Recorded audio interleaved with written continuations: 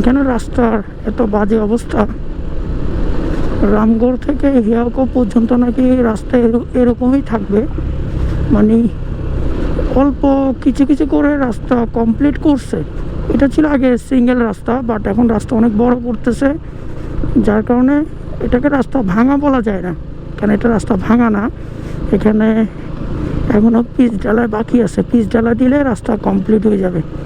But এই শিলপাথরগুলোতে bike ride করতে অনেক কষ্ট হইতেছে, কেননা টায়ার লিক হয়ে যাওয়ার সম্ভাবনা আছে।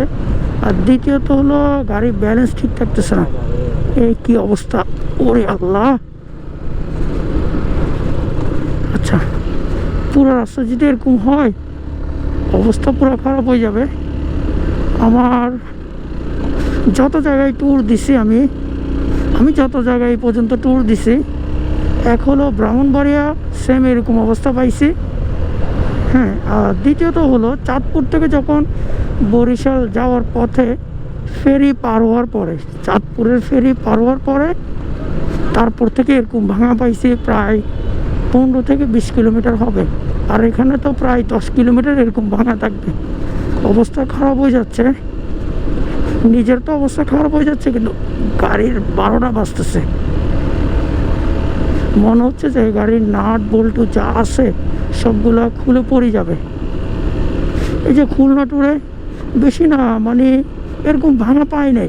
তারপর হাইওয়েতে চলতে চলতে এরকম অবস্থা হয়েছে যে বিজয়ের জি সেকশনের পিছনে একজস্টে যে নাট আছে, 2টা নাটের মধ্যে একটা তো খুলে রাস্তার ভিতর পড়ে গেছে, আর আরেকটা মানে পড়ে যাওয়া অবস্থায় ছিল।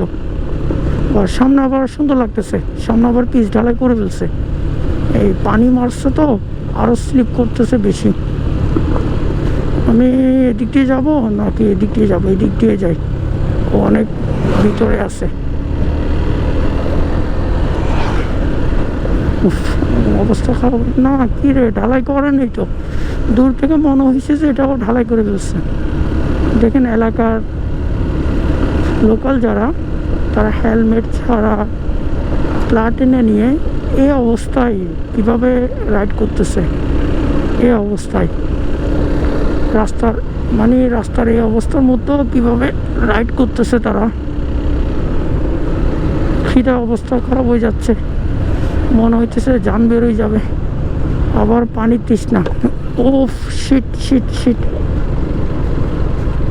একজস্টের কি সামনে সকেট চাপার অলরেডি অয়েল সিল একটা লিক করে ফেলছে, পানি পড়া, অয়েল পড়া শুরু হয়ে গেছে। কি হয়েছে দাদু? সামনে যাও, সামনে যাই, তারপরে খাওয়া দাওয়া হবে। যতটুকু রাস্তা ভালো অতটুকু মোটামুটি টানা যায়। এদিকে পিচ ঢালাই করছে, এক ধাপ আরেক ধাপ করবে। দেখেন গরমে পিচগুলো এখনো পর্যন্ত শুকাইতেছে না, গরমের কারণে পিচ এখনো শুইতেছে, গরমের কারণে পিচ এখনো শুকাইতেছে না। চিন্তা করুন কি পরিমাণ গরম পড়তেছে। বৃষ্টি হওয়ার চিন্তা ভাবনা বলছিল, সবাই বলছিল নাকি আজকে কালকের মধ্যে বৃষ্টি হবে প্রচুর, কিন্তু কোনো বৃষ্টির কোনো দিক নির্দেশনাই দেখতেছি না। এসব রাস্তায় এরকম অবস্থায় রাস্তায় কোনো ব্রেকে মারা যাবে না। এরকম অবস্থায় রাস্তায় যদি হাইড্রোলিক ব্রেক মারা হয়, চিন্তা করেন কোন পর্যায়ে আপনি আপনার গাড়ি পৌঁছে যাবেন। নিশ্চিত 100% টায়ার স্লিপ করবে, মানে টায়ার স্টেট থাকবে না, টায়ার ঘুরে যাবে।